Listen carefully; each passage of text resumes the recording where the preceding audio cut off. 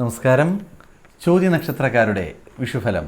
ചോദ്യനക്ഷത്രക്കാർക്ക് ഈയൊരു വർഷക്കാലഘട്ടം സുഖഭോജനങ്ങൾ ലഭിക്കുവാൻ സാധ്യത വളരെ കൂടുതലായി കാണുന്ന ഒരു വർഷം തന്നെയാണ്.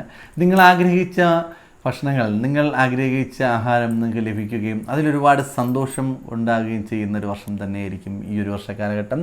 കൂടാതെ നിങ്ങൾ ഹോട്ടൽ സംബന്ധമായ മേഖലയിൽ ജോലി ചെയ്യുന്നു, അല്ലെങ്കിൽ അതിൽ ബിസിനസ് ചെയ്യുന്ന വ്യക്തികളാണെന്നുണ്ടെങ്കിൽ ബിസിനസ് ചെയ്യുന്നവർക്ക് ഒരുപാട് നേട്ടങ്ങൾ കൈവരിക്കുവാൻ സാധിക്കും. കൂടാതെ അതിൽ നിന്ന് നിങ്ങൾക്ക് ഒരുപാട് ലാഭമുണ്ടാക്കുവാൻ സാധിക്കും. പുതിയ ബ്രാഞ്ചുകൾ തുടങ്ങുവാൻ സാധിക്കും. ഒരുപാട് ഗുണപരമായ അനുഭവങ്ങൾ നിങ്ങൾക്ക് വന്നു ചേർന്നുകൊണ്ടേയിരിക്കുന്ന ഒരു വർഷമാണ്. കൂടാതെ ആ മേഖലയിൽ ജോലി ചെയ്യുന്ന വ്യക്തികളാണ് നിങ്ങൾ എന്നുണ്ടെങ്കിൽ നിങ്ങൾക്ക് ശമ്പള വർധന ഉണ്ടാവും. ജോലിയിൽ ജോലി ഭാരം കുറയും.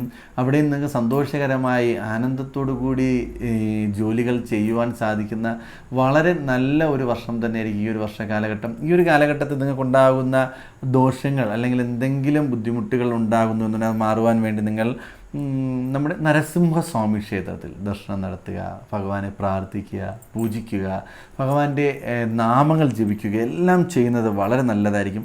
കൂടാതെ ബിസിനസ് സംബന്ധമായി, അതായത് ഹോട്ടൽ ബിസിനസ് ആണെന്നുണ്ടെങ്കിൽ 100% സക്സസ് ആകുകയും ആ ബിസിനസ്സിൻ്റെ ആവശ്യങ്ങൾക്ക് വേണ്ടി, അല്ലെങ്കിൽ മറ്റെന്ത് ബിസിനസ് ആയാലും ബിസിനസ്സിൻ്റെ ആവശ്യങ്ങൾക്ക് വേണ്ടി ദൂരസ്ഥലങ്ങളിൽ സഞ്ചരിക്കേണ്ടി വരും.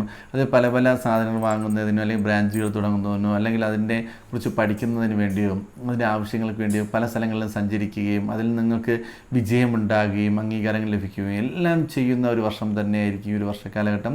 ഈ ഒരു വർഷക്കാലഘട്ടത്തിൽ നിങ്ങൾക്ക് ഈ പറഞ്ഞ ഗുണപരമായ അനുഭവങ്ങൾ, അതായത് സാമ്പത്തിക നേട്ടവും അംഗീകാരങ്ങളും അവസരങ്ങളും, അല്ലെങ്കിൽ ഭൂമി ലാഭവും, വസ്തുവിൽ നിന്നുള്ള ലാഭം ഉണ്ടാകുക, കൂടാതെ പുതിയ വീട്ടിലോട്ട് താമസം മാറുക, പുതിയ വീട് വയ്ക്കുക, വീടിൻ്റെ മെയിൻ്റനൻസ് ചെയ്യുക, ഇങ്ങനെയൊക്കെയുള്ള അനുഭവങ്ങൾ ജീവിതത്തിൽ ഉണ്ടാകാൻ സാധ്യത വളരെ കൂടുതലാണ്. അങ്ങനെ സംഭവിക്കുന്നില്ല എന്നുണ്ടെങ്കിൽ നിങ്ങളുടെ ജാതകം ഒന്ന് പരിശോധിക്കുക.